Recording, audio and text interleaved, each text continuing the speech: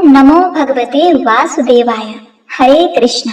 आज बृहस्पतिवार के दिन आप श्रवण करेंगे बृहस्पतिवार की संपूर्ण व्रत कथा।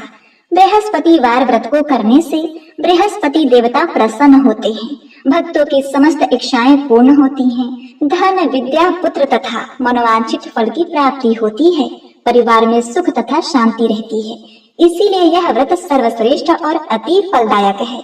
तो आइए अब बड़े ही प्रसन्न चित्त मन से बृहस्पति देव की संपूर्ण कथा का रसपान करते हैं। भारतवर्ष में एक प्रतापी और दानी राजा राज्य करता था। वह नित्य गरीबों और ब्राह्मणों की सहायता करता था। यह बात उसकी रानी को अच्छी नहीं लगती थी। वह न गरीबों को दान देती, न ही भगवान का पूजन करती थी और राजा को भी दान देने से मना किया करती थी। एक दिन राजा शिकार खेलने वन को गए हुए थे, तो रानी महल में अकेली थी। उसी समय बृहस्पति देव साधु वेश में राजा के महल में भिक्षा लेने के लिए आए और भिक्षा मांगी, तो रानी ने भिक्षा देने से इनकार कर दिया और कहा, हे साधु महाराज, मैं तो दान पुण्य से तंग आ गई हूँ। मेरे पति सारा धन लुटाते रहते हैं। मेरी इच्छा है कि हमारा धन नष्ट हो जाए, फिर ना रहेगी बांस ना बाजेगी बांसुरी। साधु ने कहा, हे देवी, तुम तो बड़ी विचित्र हो। धन संतान तो सभी चाहते हैं, पुत्र और लक्ष्मी तो पापी के घर में भी होनी चाहिए। यदि तुम्हारे पास अधिक धन है तो भूखों को भोजन दो, प्यासों के लिए प्याऊ बनवाओ, मुसाफिरों के लिए धर्मशालाएं खुलवाओ। जो निर्धन अपनी कुंवारी कन्याओं का विवाह नहीं कर सकते, उनका विवाह करा दो। ऐसे और कई काम हैं जिनके करने से तुम्हारा यश लोक और परलोक में फैलेगा। परंतु रानी पर उपदेश का कोई प्रभाव नहीं पड़ा। वह बोली, महाराज, आप मुझे कुछ न समझाइए। मैं ऐसा धन नहीं चाहती जो हर जगह बांटती फिरूं। साधु ने उत्तर दिया, यदि तुम्हारी ऐसी इच्छा है तो तथास्तु। तुम ऐसा करना कि बृहस्पतिवार को घर लीप कर पीली मिट्टी से अपना सिर धोकर स्नान करना, भट्टी चढ़ाकर कपड़े धोना। ऐसा करने से आपका सारा धन नष्ट हो जाएगा। इतना कहकर वह साधु महाराज वहां से आलोप हो गए। साधु के अनुसार कई बातों को पूरा करते हुए रानी को केवल 3 बृहस्पतिवार ही बीते थे कि उनकी समस्त धन संपत्ति नष्ट हो गई। भोजन के लिए राजा का परिवार तरसने लगा। तब एक दिन राजा ने रानी से बोला, हे रानी, तुम यही रहो, मैं दूसरे देश को जाता हूँ, क्योंकि यहाँ पर सभी लोग मुझे जानते हैं, इसलिए मैं कोई छोटा कार्य नहीं कर सकता। ऐसा कहकर राजा परदेश चला गया। वहाँ वह जंगल से लकड़ी काट कर लाता और शहर में बेचता था। इस तरह से वह अपना जीवन व्यतीत करने लगा। इधर राजा के परदेश जाते ही रानी और दासी दुखी रहने लगी। एक बार जब रानी और दासी को 7 दिन तक बिना भोजन के रहना पड़ा, तो रानी ने अपनी दासी से कहा, हे दासी, पास के ही नगर में मेरी बहन रहती है, वह बड़ी धनवान है, तो उसके पास जा और कुछ लेकर आ, ताकि थोड़ा बहुत गुजर बसर हो सके। रानी की दासी उसकी बहन के पास गई। उस दिन गुरुवार था। रानी की बहन उस समय बृहस्पतिवार व्रत की कथा सुन रही थी। दासी ने रानी की बहन को अपने रानी का संदेश दिया, लेकिन रानी की बड़ी बहन ने कोई उत्तर नहीं दिया। जब दासी को रानी की बहन से कोई उत्तर नहीं मिला तो वह बहुत दुखी हुई। उसे क्रोध भी आया। दासी ने वापस आकर रानी को सारी बात बता दी। सुनकर रानी ने अपने भाग्य को कोसा। उधर रानी की बहन ने सोचा कि मेरी बहन की दासी आई थी, परंतु मैं उससे नहीं बोली, इससे वह बहुत दुखी हुई होगी। कथा सुनकर और पूजन समाप्त करके वह अपनी बहन के घर आई और कहने लगी, हे बहन, मैं बृहस्पतिवार का व्रत कर रही थी। तुम्हारी दासी मेरे घर आई थी, परंतु जब तक कथा होती है तब तक ना तो उठते हैं ना ही बोलते हैं, इसीलिए मैं नहीं बोली। कहो, दासी क्यों गई थी? रानी बोली, बहन, तुमसे क्या छिपाऊं, हमारे घर में खाने तक को अनाज नहीं था। ऐसा कहते कहते रानी की आंखें भर आई। उसने दासी समेत पिछले 7 दिनों से भूखे रहने तक की बात अपनी बहन को विस्तार पूर्वक सुना दी। रानी की बहन बोली, देखो बहन, भगवान बृहस्पति सबकी मनोकामनाओं को पूर्ण करते हैं। देखो, शायद तुम्हारे घर में अनाज रखा हो।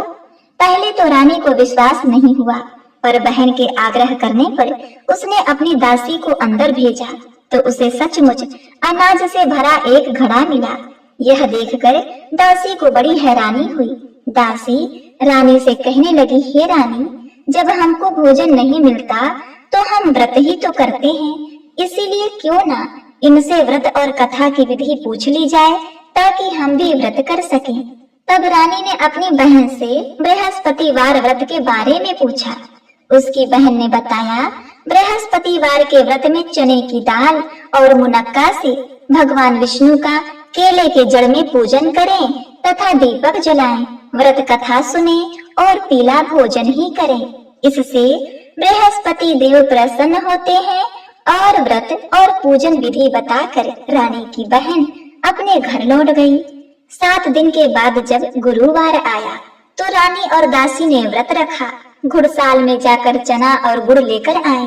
फिर उसने केले की जड़ तथा विष्णु भगवान का पूजन किया।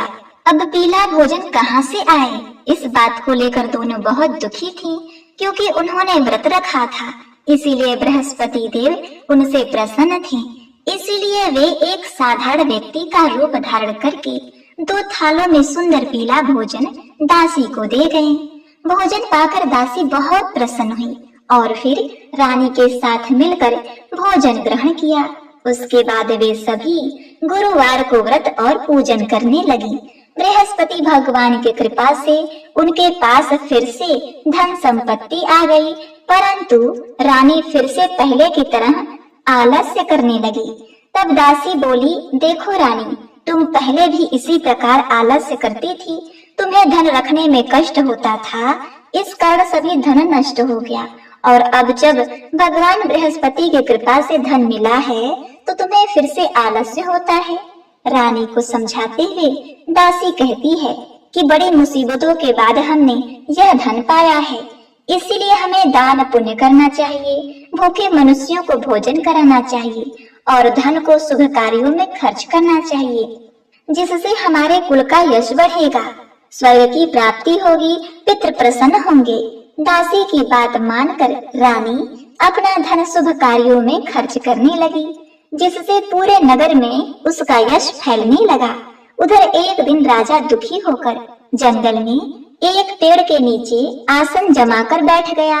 वह अपनी दशा को याद करके व्याकुल होने लगा। बृहस्पतिवार का दिन था। एकाएक उसने देखा कि निर्जन वन में एक साधु प्रकट हुए।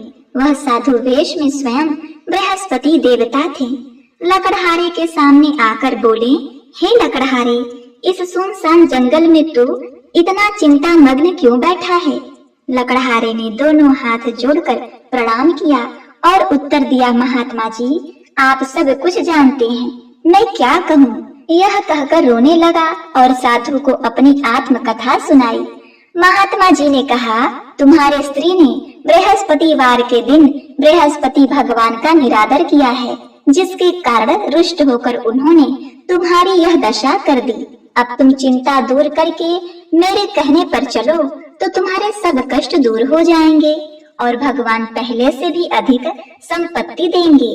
तुम बृहस्पतिवार के दिन कथा किया करो, 2 पैसे के चने मुनक्का लाकर उसका प्रसाद बनाओ, शुद्ध जल से लोटे में शक्कर मिलाकर अमृत तैयार करो।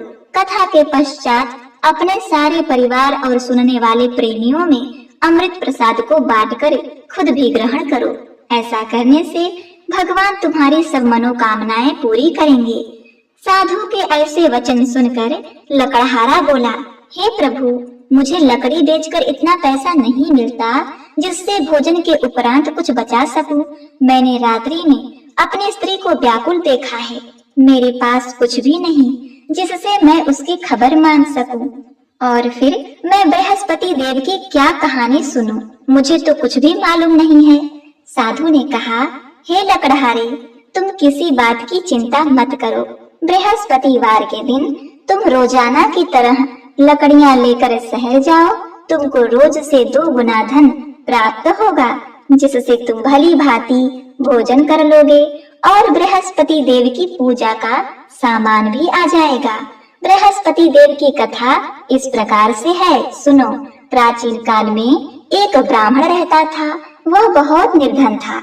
उसकी कोई संतान नहीं थी। उसकी स्त्री बहुत मलिनता के साथ रहती थी। वह स्नान नहीं करती, किसी देवता का पूजन नहीं करती। इससे ब्राह्मण देवता बहुत दुखी थे। बेचारे बहुत कुछ कहते थे, किंतु उसका कुछ परिणाम नहीं निकला। भगवान की कृपा से ब्राह्मण की स्त्री की कन्या रूपी रत्न पैदा हुई। कन्या बड़ी होने पर प्रातः स्नान करके विष्णु भगवान का जाप और बृहस्पतिवार का व्रत करने लगी। अपने पूजन पाठ को समाप्त करके विद्यालय जाती तो अपनी मुट्ठी में जौ भरकर ले जाती और पाठशाला के मार्ग में डालती जाती। तब ये जौ स्वर्ण के हो जाते, जो लौटते समय उसको बीन कर घर पर ले आती। एक दिन वह बालिका सूप में उस सोने के जौ को फटक कर साफ कर रही थी कि उसके पिता ने देख लिया और कहा, हे बेटी, सोने की जौ के लिए सोने का सूप भी होना चाहिए। दूसरे दिन बृहस्पतिवार का दिन था।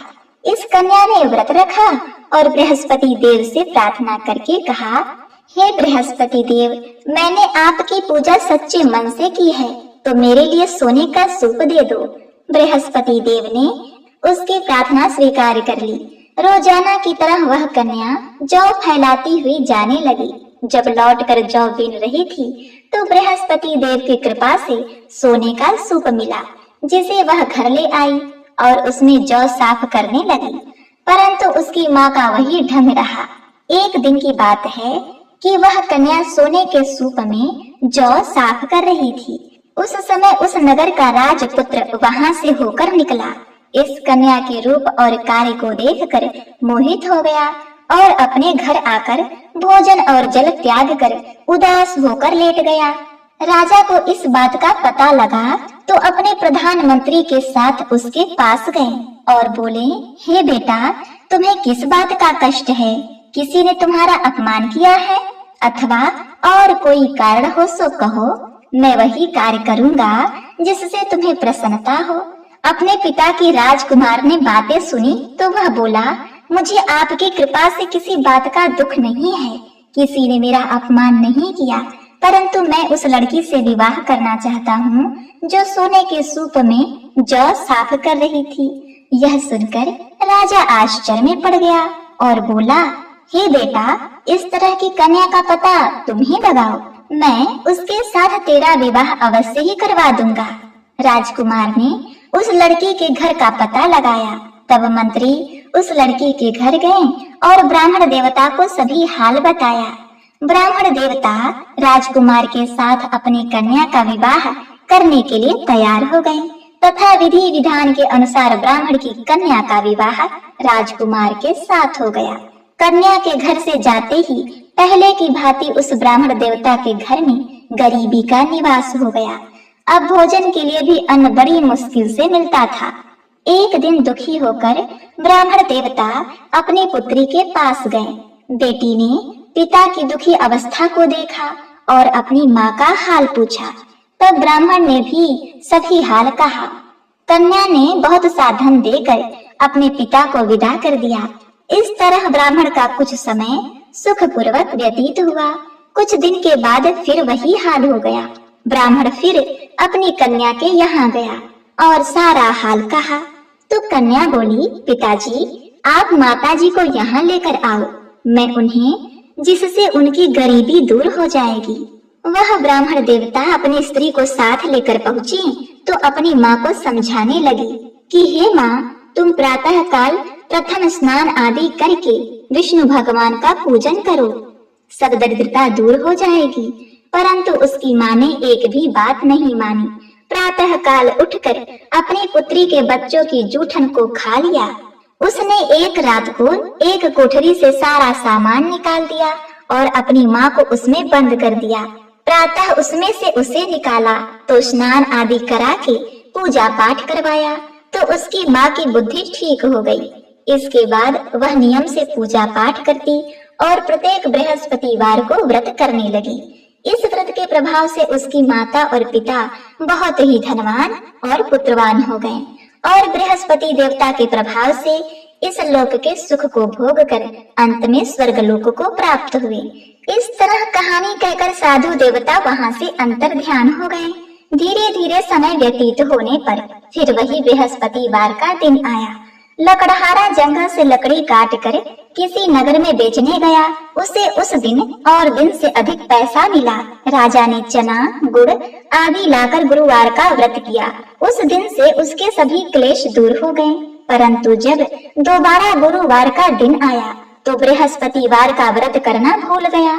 इस कारण बृहस्पति भगवान नाराज हो गए।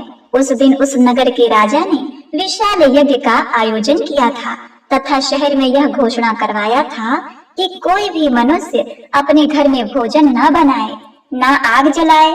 समस्त जनता मेरे यहाँ भोजन करने आए। इस आज्ञा को जो न मानेगा उसे फांसी की सजा दी जाएगी।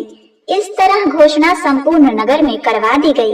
राजा की आज्ञा के अनुसार शहर के सभी लोग भोजन करने गए, लेकिन लकड़हारा कुछ देर से पहुंचा। इसीलिए राजा उसको अपने साथ महल ले गए और ले जाकर भोजन करा रहे थे तो रानी की दृष्टि उस खूंटी पर पड़ी जिस पर उसका हार टंगा हुआ था। वह वहां पर दिखाई नहीं दिया। रानी ने निश्चय किया कि मेरा हार इस मनुष्य ने चुरा लिया है। उसी समय सिपाहियों को बुलाकर उसको कारागार में डलवा दिया गया। जब लकड़हारा कारागार में पड़ गया और बहुत दुखी होकर विचार करने लगा कि ना जाने कौन से पूर्व जन्म के कर्म से मुझे यह दुख प्राप्त हुआ है, और उसे साधु को याद करने लगा जो कि जंगल में मिला था। उसी समय तत्काल बृहस्पति देव साधु के रूप में प्रकट हुए और उसकी दशा को देखकर कहने लगे, अरे मूर्ख, तूने बृहस्पति देव की कथा नहीं करी, इसी कारण तुझे दुख प्राप्त हुआ है। अब चिंता मत कर। बृहस्पतिवार के दिन कारागार के दरवाजे पर 4 पैसे पड़े मिलेंगे। उनसे तू बृहस्पति देव की पूजा करना, तेरे सभी कष्ट दूर हो जाएंगे। बृहस्पतिवार के दिन उसे 4 पैसे मिले। लकड़हारे ने कथा कही। उसी रात्रि को बृहस्पति देव ने उस नगर के राजा को स्वप्न में आकर कहा, हे राजा, तूने जिस आदमी को कारागार में बंद किया है वह निर्दोष है, वह राजा है, उसे छोड़ देना। रानी का हार उसी खूंटी पर टंगा है। अगर तू ऐसा नहीं करेगा तो मैं तेरे राज्य को नष्ट कर दूंगा। इस तरह रात्रि के स्वप्न को देखकर राजा प्रातः काल उठा और खूंटी पर हार देखकर लकड़हारे को बुलाकर क्षमा मांगी और लकड़हारे को योग्य सुंदर वस्त्र आभूषण देकर विदा किया। बृहस्पति देव की आज्ञा के अनुसार लकड़हारा अपने नगर को चल दिया। राजा जब अपने नगर के निकट पहुंचा तो उसे बड़ा आश्चर्य हुआ। नगर में पहले से भी अधिक बाग, तालाब, कुएं तथा बहुत सी धर्मशाला, मंदिर आदि बन गई थी। राजा ने पूछा, यह किसका बाग और धर्मशाला है? तब नगर के सब लोग कहने लगे, यह सब रानी और बांदी के हैं। तो राजा को आश्चर्य हुआ और गुस्सा भी आया। जब रानी ने यह खबर सुनी कि राजा आ रहे हैं तो उन्होंने दासी से कहा, हे दासी, देख, राजा हमको कितनी बुरी हालत में छोड़कर गए थे। हमारी ऐसी हालत देखकर वह लौट न जाए, इसीलिए तू दरवाजे पर खड़ी हो जा। आज्ञा के अनुसार दासी दरवाजे पर खड़ी हो गई। राजा आए तो उन्हें अपने साथ लेकर आई। तब राजा ने क्रोध करके अपनी रानी से पूछा, यह धन तुम्हें कैसे प्राप्त हुआ? तब उन्होंने कहा, हमें यह सब धन बृहस्पति देव के इस व्रत के प्रभाव से प्राप्त हुआ है। राजा ने निश्चय किया कि 7 रोज बाद तो सभी बृहस्पति देव का पूजन करते हैं, परंतु मैं प्रतिदिन दिन में 3 बार कहानी और रोज व्रत किया करूंगा। अब हर समय राजा के दुपट्टे में चने की दाल बधी रहती और दिन में 3 बार कहानी कहती। एक रोज राजा ने विचार किया कि चलो अपनी बहन के यहाँ होकर आवें। इस तरह निश्चय करके राजा घोड़े पर सवार होकर अपनी बहन के यहाँ को चलने लगा। मार्ग में उसने देखा कि कुछ आदमी एक मुर्दे को लेकर जा रहे हैं। उन्हें रोककर राजा कहने लगा, अरे भाइयों, मेरी बृहस्पति देव की कथा सुन लो। वे बोले, लो, हमारा तो आदमी मर गया है, इसको अपनी कथा की पड़ी है। परंतु आदमी बोले, अच्छा कहो, हम तुम्हारी कथा भी सुन लेंगे। राजा ने डाल निकाली और जब कथा आधी हुई मुर्दा हिलने लगा, और जब कथा समाप्त हो गई तो राम राम करके मनुष्य उठकर खड़ा हो गया और सभी बृहस्पति देवता की जय जयकार करने लगे। आगे मार्ग में उसे किसान खेत में हल जोतता मिला तो राजा ने उसे देखकर बोला, अरे भैया, तुम मेरी बृहस्पतिवार की कथा सुन लो। किसान बोला, जब तक तेरी कथा सुनूंगा तब तक 4 हड़िया जोत लूंगा, जा अपनी कथा किसी और को सुनाना। इस तरह राजा आगे चले गए। राजा के हटते ही बैल पछाड़ खाकर गिर गए और किसान के पेट में बड़ी जोर का दर्द होने लगा। उस समय उसकी माँ रोटी लेकर आई और उसने जब देखा तो अपने पुत्र से सब हाल पूछा। बेटे ने सभी हाल कह दिया तो बुढ़िया दौड़ी दौड़ी उस घुड़सवार के पास गई और उनसे बोली कि हे राजा, मैं तेरी कथा सुनूंगी, तू अपनी कथा मेरे खेत पर चलकर ही कहना। राजा ने बुढ़िया के खेत पर जाकर कथा कही, जिसके सुनते ही वह बैल उठकर खड़े हुए तथा किसान के पेट का दर्द भी बंद हो गया। अब बुढ़िया माई ने बृहस्पति देव को प्रणाम किया। राजा अपनी बहन के घर पहुंचा। बहन ने भाई की खूब मेहमानी की। दूसरे रोज प्रातः काल राजा जगा तो वह देखने लगा कि सब लोग भोजन कर रहे हैं। राजा ने अपनी बहन से कहा, ऐसा कोई मनुष्य है जिसने भोजन नहीं किया हो, मेरे बृहस्पतिवार की कथा सुन ले। बहन बोली, हे भैया, यह देश ऐसा ही है, पहले लोग यहाँ भोजन करते हैं, उसके बाद में अन्य काम करते हैं। अगर कोई पड़ोस में हो तो देख आऊं। वह ऐसा कहकर देखने चली गई, परंतु उसे कोई ऐसा व्यक्ति नहीं मिला जिसने भोजन न किया हो। अतः वह एक कुम्हार के घर गई जिसका लड़का बीमार था। उसे मालूम हुआ कि उसके यहाँ 3 रोज से किसी ने भोजन नहीं किया है। रानी ने अपने भाई की कथा सुनने के लिए कुम्हार से कहा। वह तैयार हो गया। राजा ने जाकर बृहस्पतिवार की कथा कही, जिसको सुनकर उसका लड़का ठीक हो गया। अब तो राजा की प्रशंसा होने लगी। एक रोज राजा ने अपनी बहन से कहा कि हे बहन, हम अपने घर को जाएंगे, तुम भी तैयार हो जाओ। राजा की बहन ने अपनी सास से कहा तो सास ने कहा, हाँ चली जा, परंतु अपने लड़कों को मत ले जाना, क्योंकि तेरे भाई की कोई औलाद नहीं है। बहन ने अपने भैया से कहा कि भैया, मैं तो चलूंगी पर कोई बालक नहीं चलेगा। तो राजा बोला, जब कोई बालक नहीं चलेगा तब तुम ही क्या करोगी।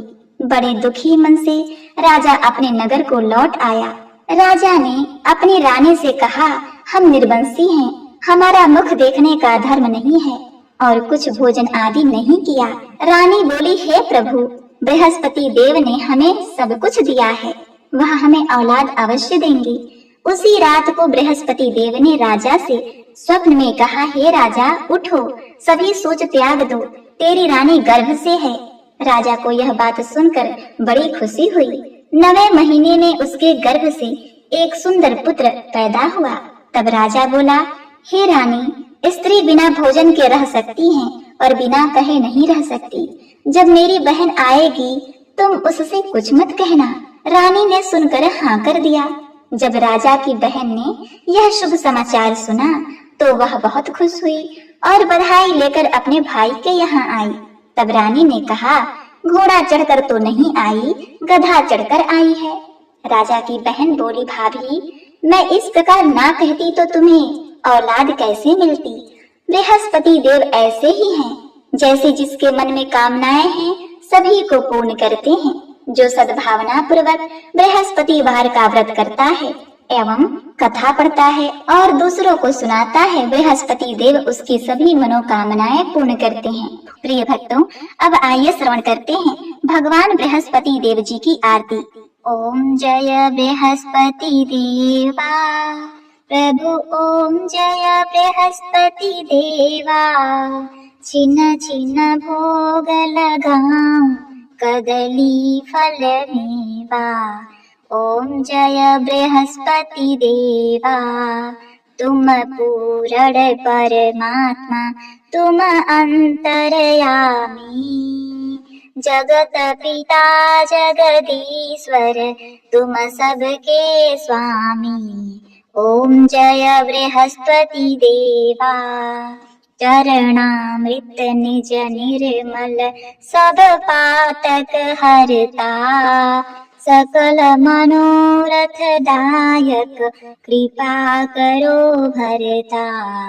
ओम जय बृहस्पति देवा, तन मन धन अर्पण कर, जो तेरी शरण पड़े, प्रभु प्रकट तब होकर आकर द्वार खड़े।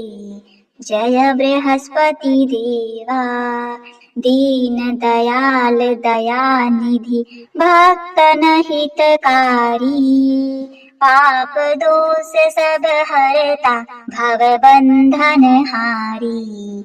ओम जय बृहस्पति देवा, सकल मनोरथ दायक सब संशय तारो, विषय विकार मिटाओ संतन सुखकारी। जय बृहस्पति देवा, जो कोई आरती तेरी प्रेम सहित गावे, ज्येष्ठानंद आनंद कर सो निश्चय पावे। जय बृहस्पति देवा। ओम नमो भगवते वासुदेवाय नमः। जय श्री हरि, जय श्री हरि विष्णु। तो प्रिय भक्तगणों, उम्मीद करती हूँ आज की यह कथा आपको अत्यंत ही पसंद आई होगी, इसलिए वीडियो को लाइक करके कमेंट में जय श्री हरि विष्णु लिखते हुए वीडियो को शेयर अवश्य कीजिएगा। और भगवान भोलेनाथ तथा भगवान विष्णु की अन्य दिव्यमयी कथाएं सुनने के लिए हमारे चैनल को सब्सक्राइब करके बेल बटन को भी दबा लीजिएगा। आप सदा सुखी, संपन्न एवं स्वस्थ रहें, इसी कामना के साथ आपसे विदा लेते हैं। मिलते हैं नेक्स्ट वीडियो में, तब तक के लिए नमस्कार।